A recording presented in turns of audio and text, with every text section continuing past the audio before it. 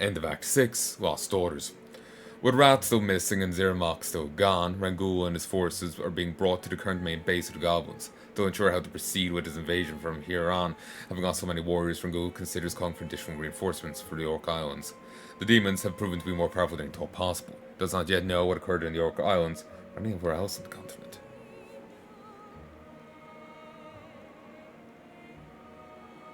Welcome to our humble mining base, my good orcs. I'm Pecan, the mechanic, one of the leaders of the Goblin Federation. I'm glad that my boys were able to get you out of the danger zone alive before you got yourselves killed.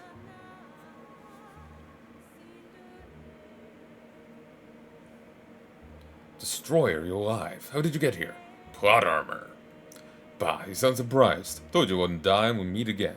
Golems brought me here. Seems like someone paid them for that. Wait. Ah yes, that was a special contract destroyer. I'm sure a customer will meet with you soon. They made it clear they want to reveal themselves to you to keep absolute discretion about their identity.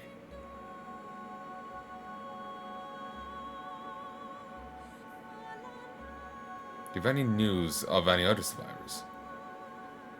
Some are around here in the base, others have moved into the tunnels to be treated properly with food, water, medicine. You, are fewer than we expected, if I'm honest.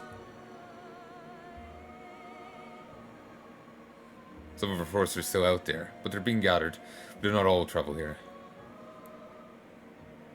I must be referring to that rider clan by one very angry wolf rider. I've seen them meeting with some other clan and moving into the heart of Carol, attacking the humans. Wouldn't count on seeing them again. From what my zeppelins have seen, he's running right towards a human castle.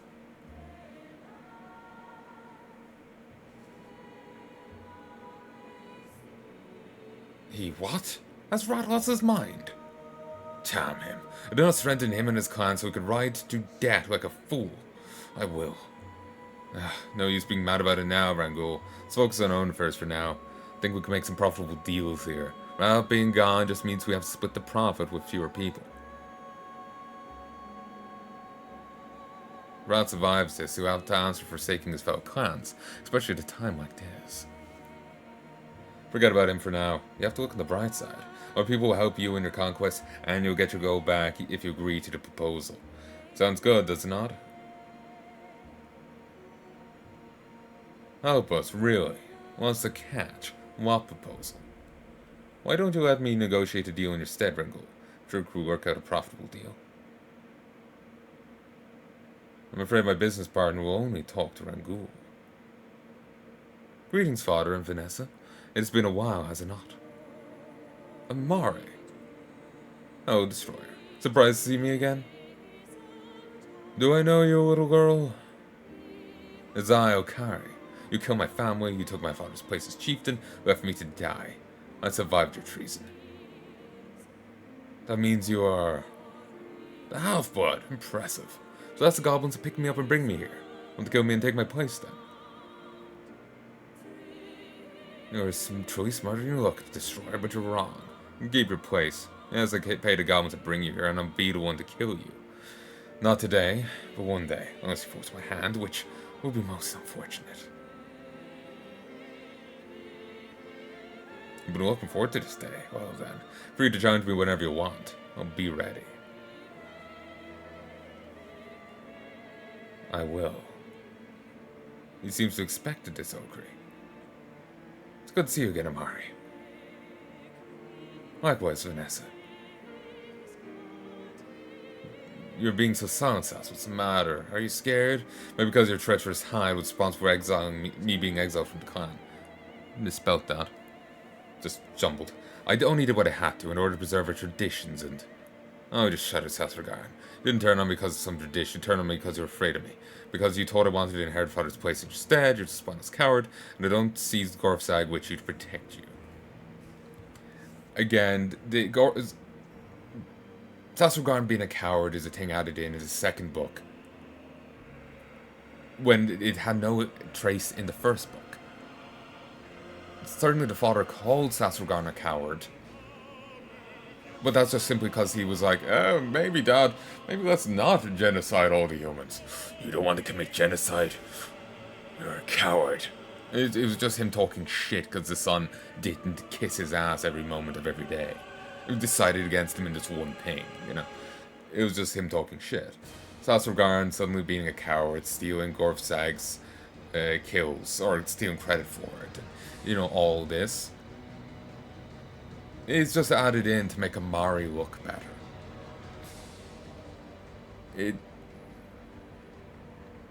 It's really annoying to me, honestly. It's really annoying to me.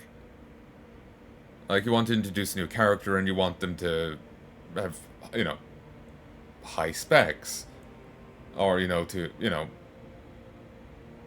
be in high esteem in some regard. Fair enough.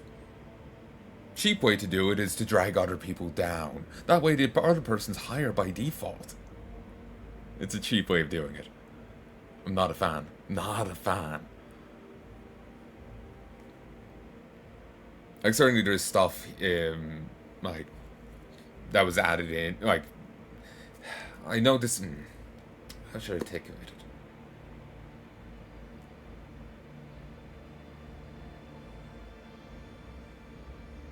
I know there's changes for the true story from the books, but this was in the books too. And I don't mind, like, developments, but it just seems to be, like, retcon what we've seen. Like, Sasrogarn wasn't a coward at all there, and suddenly this is a huge, like, intrinsic part of his character. That was always there, apparently. It's really jarring. So it's just, I don't know. I don't remember Sasrogarn being a coward in Book 1 of the Orcs. It was suddenly introduced in Book 2 alongside Amari. And then the true story has doubled down on it. Like, seeing more of it. Like, the first two Orc missions in the first Orc book were the Father's missions. But the first one's Father mission, second was an Amari mission where she gets exiled in the true story. So you see Sasrogarn being this coward and, you know, all this stuff earlier on. So, yeah. You get to see even more of it rather than it just being a Book 2 content thing. But again, yeah, it just... I don't know. It just doesn't sit right with me. I've just seen a number of stories I want to say. It's... Which stories? I don't remember right now because it's just like... It's a haze. I just remember seeing them. I don't remember which ones. Where they do, like, oh, this character is... You know, she's awesome, she's great. And everyone else is, like, every guy around her is a piece of shit. It's just like, you couldn't make her great by having her be great. You have to make them shit as well. You know? There is one thing I would say. If you want a character to be cool, you have to have your, like, their adversary be cool in a sense as well. Maybe not cool, but they have to be competent. They have to be... You measure a man by his enemies, kind of thing, you know? There was a show called Hero Mask. Shitty Netflix anime. It had some interesting ideas, but it didn't do well. Like, they try and show, like, okay, this guy goes into a police station, and he starts menacing the police lady behind the desk. A guy comes up and gets killed by him. She runs off and never appears again. She's shit at her job. I hope she's fired. But he then shoots another guy. And now all the police in the station are, in the room, are watching him. There's like 10 people. He runs across the room in front of two firing squads of them and stabs a guy. None of them open fire. They were all standing there ready to shoot, and they do nothing. He manages to get behind pillars, and they suddenly, for some unexplainable reason, start sprinting behind the pillars at him, rather than standing there and firing, forcing him to move to the other side of the pillar and being open fired on. And it's not the guy was even looked like he was moving that quick. They just looked incompetent. He looked like he was moving at normal speed. It's not like he was blinking there and doing shit, teleporting. No, he just looked like he was moving at a normal run. You know? Maybe a hard shot, but the guys weren't even trying. They were just standing there. They did nothing. It didn't make him look a menace. He still looked like I could take him down, and Like, I've arthritis. You put your hand on my shoulder, you can feel the bones grind. At times, not always. Like, I tried to bend the other day, and my hip had to pop. Sometimes it feels like my muscles bend backwards. Trust me. Like, my leg had to pop so I could actually bend. It felt like it had gone out of socket. And there's my ankle just popping. I actually popped my finger out of socket once, and I had to push it back in. It didn't actually hurt, so I'm wondering what the fuck was going on, because you imagine it would have. But, like, I felt the air in the socket or something. Fluid, maybe. Oh, now my hands are squeamish. I'm gonna call this here. I should have been in bed ages ago. But it just made him look incompetent. The cop's incompetent, and the other guy not a challenge. Not actually a threat. Because, like, the cops were incompetent. They weren't something to measure him against. Measuring him against them takes away from him. They're a negative. That's how bad they were. You know. It's not, you know. The first two guys, fair enough, they were caught flat-footed. But the rest weren't. They should have, you know, the ambush was over. They were pointing their guns at him and just refused to fire.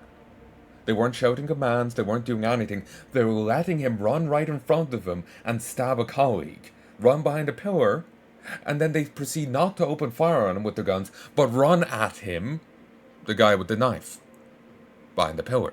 Rather than firing at him, maybe forcing him out of cover, so that their colleagues could fire on him. He was rated negatively against them. So, if you want a character to seem more capable or, you know, better, then who they're being measured up against has to be competent. They have to be something. Well, I suppose they don't have to be. Someone could be measured up against someone and it's just like, yeah, no, that person is just a clear better person. The other's an idiot. I suppose it's not a one thing suits all sort of scenario, is it? I know, it just feels like in this case, it is. Like, if you really, you know... I wish... Fuck. I wish I could write it down here. I think the thing... My issue with it's twofold. Salazar was depicted one way in the first book, and then this was introduced in the second book. Him being a coward and stealing glory and all this. That wasn't in the first book at all. That wasn't mentioned at all. They dumbed him down in the second book. And then in the true story. He was average. You know, he was fine in the first book. Nothing stand out, but, you know, he was whatever. And they clearly dumbed him down to make Amari seem better. To make Gorfsag seem better. But that does weaken them in a way. Not only do, you know... I suppose it's one thing if a character's, you know...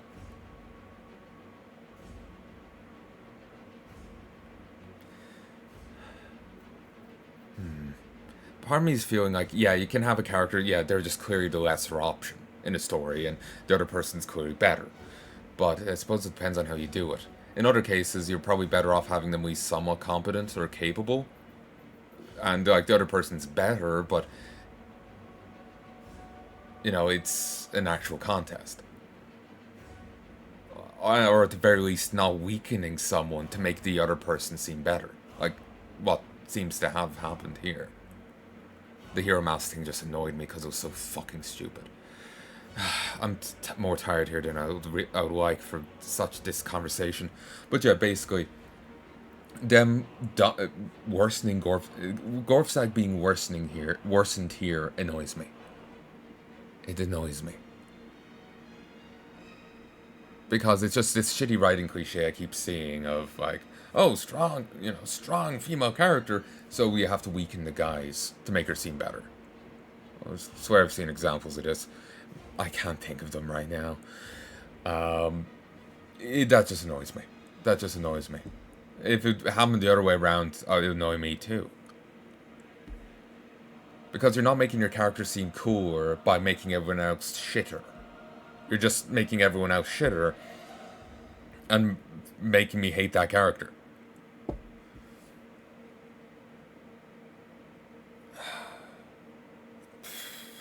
I'm kind of scatterbrained right now. Give me a sec. Okay, I probably didn't take nearly enough time there.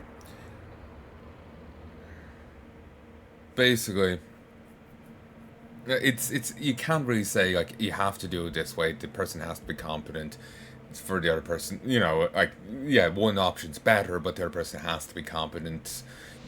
It doesn't have to be that way. You kind of have someone that's an incompetent and the other person being so much better than them. But I think where you really fall down is if the person was fine before and suddenly becomes incompetent to make the other person look better. That's bad writing. I suppose it's fine to have someone's in a position, they're bad at it, but here's a better person. That's fine. But dumbing someone down to make someone else better, that's not a good thing. And yeah, that's my issue. Like, if you really want to make a character better and it to be hyped, then it's probably best to have whoever they're going up against be actually somewhat capable. Then them being more capable means something. It's like the hero mask thing. Those cops were incompetents. So him being better than them, it's just like, well done. You bet up the short bus. Congrats.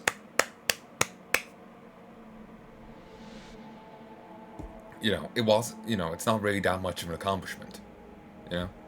So, that's what I'm getting at. Basically, like, yeah, there's no one-size-fits-all thing. You could have an incompetent character and someone who's just flatly better. Fair enough. But making someone incompetent when they were fine before is a no-no. That's not good writing. Unless there's a reason why for it. Just suddenly, oh yeah, they were like this the whole time. You just didn't see it. No. That's... You're just playing favorites. And, retconning shit. So, sorry, this whole Mari thing annoys me.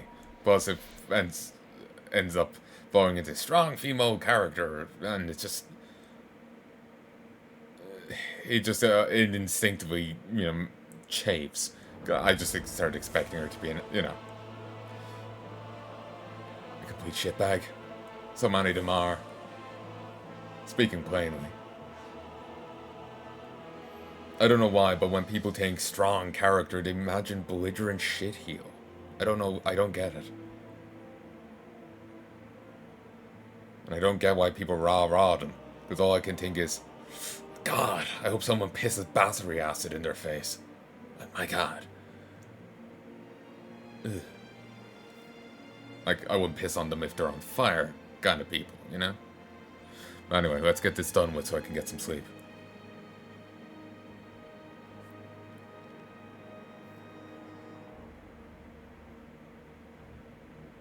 You. Enough, both of you. We have no time for this. Amari, your goblin friend, told us you have a proposal for us. Tell me. This better be convincing. Right now I feel like we've walked into a trap of some sort. Despite our exile, my clan and I have been watching your invasion with greater interest. After all, if you were successful, meaning a new age for the orcs. However, you failed. Horribly.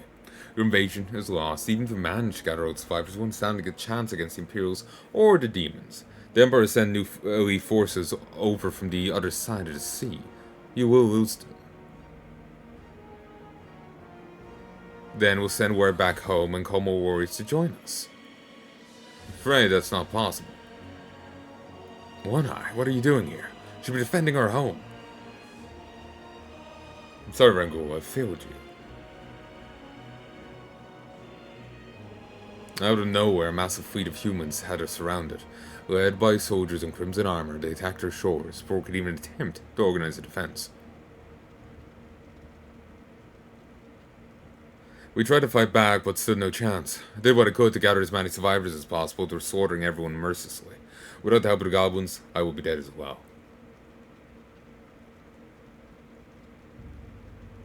What about the other islands?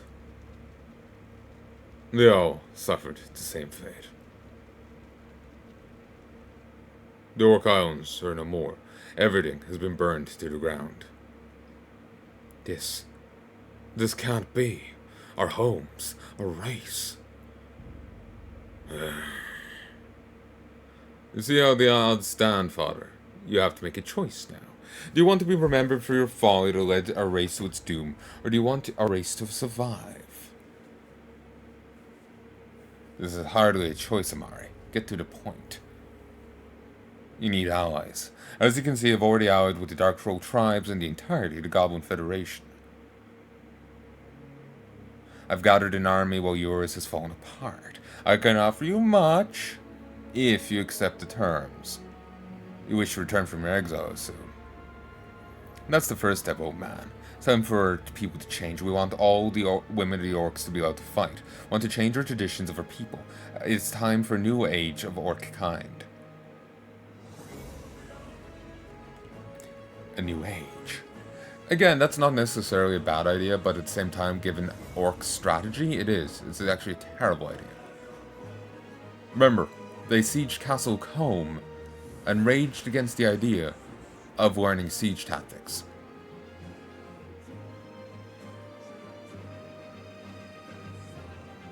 Because siege tactics are a human thing.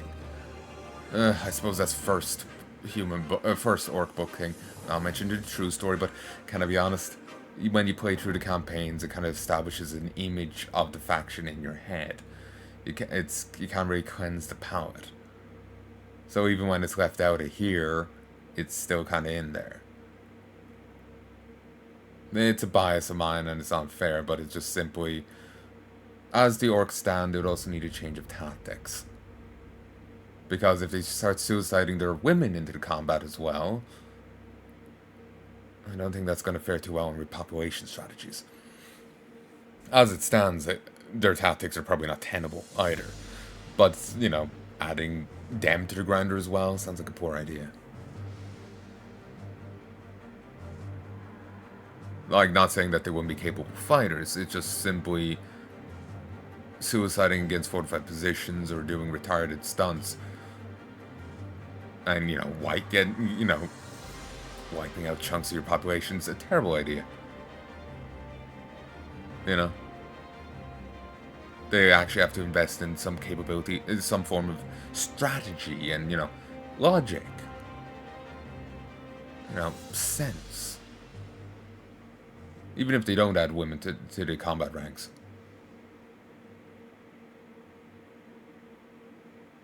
Again, sorry, just the whole, you know, siege tactics are a human thing, so we're just gonna keep throwing ourselves at this fortification till it breaks.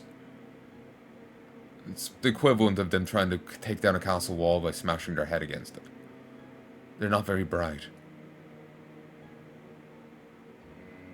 So, yeah. Adding women to bashing their heads against the wall, maybe it'll help, but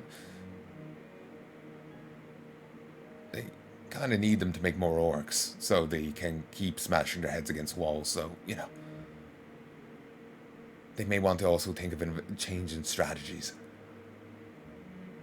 You know, and actually developing an IQ score.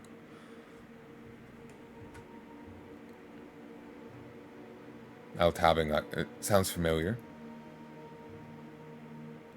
This could cause tensions within ranks, but I'm not opposed to the idea, as you very well know, Amari. You cannot be serious. Mari's an outlaw. She. Be silent, boy. With little choice in the matter, Rangul. We were surrounded deep behind enemy lines and lost our homes. Both the demons and the humans have received reinforcements, and if we fail to do the same, we'll doom our entire species.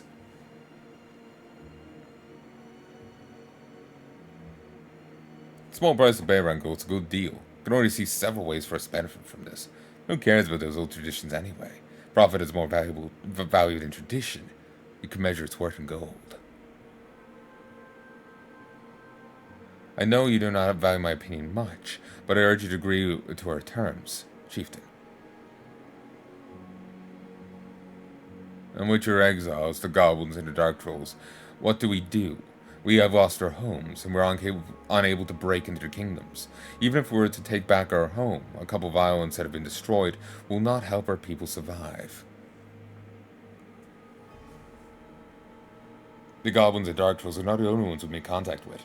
We'll also be negotiating an alliance with the centaurs at Salria. The centaurs? As you may know, they've been under attack by the humans ever since the end of the first Void War. We could gain quite a lot by aiding them in their war. Not only would they provide us with cavalry support, the Kingdom of Salria would be a much better target for us than any other kingdom.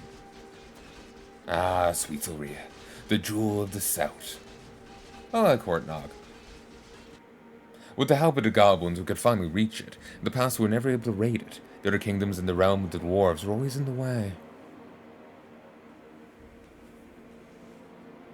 Salria holds many riches, father. It's not a simple raid we're talking about. It's an opportunity to take the kingdom of Salria for our own. A new home for the orcs and their allies.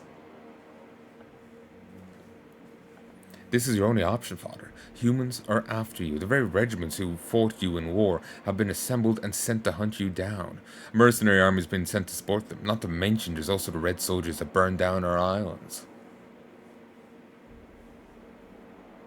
It's time to put an end to your genocide against the humans. You have to focus on building a new home for your people instead. It's your duty.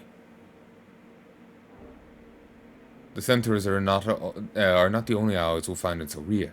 They tend to contact the gnolls in Gnoll Island. They are masters of construction, and their skills will be useful for both conquering Salria and building our own kingdom afterwards. They learned a lot from the humans during their time as their slaves.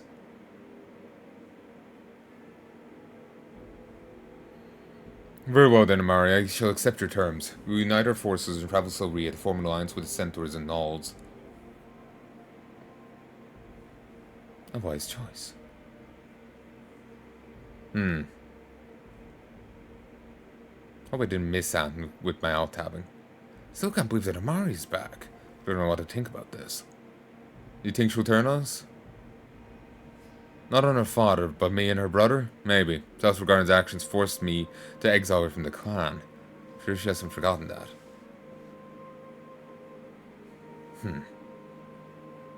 Is this why you wanted to meet Gordnog? So that you could discuss your doubts about the situation we find ourselves in? Didn't think you disagree. I don't disagree about us needing allies. I am, however, unsure about the choice of allies.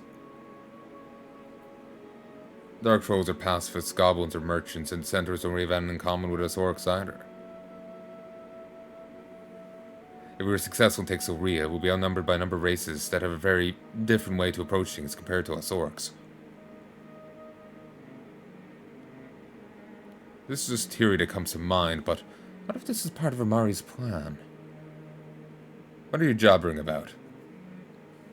Well, given her undeserved exile, what if she has developed an actual dislike or even hatred for her culture? Not her people, else she would not have sided with her father. What if she plans to change the very thing that makes an orc an orc?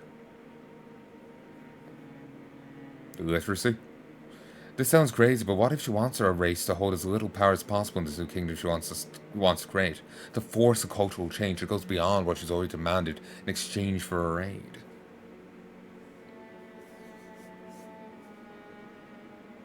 You are right, it does sound crazy. It also sounds more like human politics, not very orcish. That's the point, Destroyer. Rangul trusts her, and we do need allies. Very well, I have a plan. They want to ally more races, then we shall do so. We'll pick allies that are similar to our kind, more warlike. What do you have in mind? Our clan has tried to ally with Murloc tribes in the past. On the way here, my riders have seen several large settlements. I'll approach them and offer a formal alliance between our races rather than just recruit some of their creatures. Murlocs. If you want real warriors, you recruit the ogres of Salria. They're worthy opponents. They could be worthy allies. The ogres. Yes, I agree. Then there's also pigmen. They're natives of Salria, just like the centaurs, but much more warlike. Murlocs, ogres, pigmen. This foundation we can form and build on. Counterweight to the races Amari has recruited. and we're still serving the interests of everyone. Yeah, so I like this approach. Perhaps I'm wrong about Amari, perhaps she's an ulterior motive, but this situation would still occur, planned or not. More eyes can't hurt anyway. Provided you can, take care of them all. Then it's decided. Frog, he will suggest an alliance with the orcs to Rangul, ogres to Rangul. Can't do all of this behind his back. Approach the Moroks. Regarding the pigmen, I'll send scouts to find any major encampments of theirs. Settlements of theirs. I'll leave this stuff to you. I'm a warrior, not a diplomat. Very well, just remember, Mari doesn't need to know of our plans. At least not yet. Haha. Ooh, Pirate Queen, let's skip the pleasantries, honey. I got no time for that, and the boys don't trust your kind. What could you possibly have to offer? Gold? How much? Enough gold to buy you a barony, and a chance to meet with your father, the man who has evaded you your entire life. Admiral Merlin Seabright. Would like to see this expanded upon, though.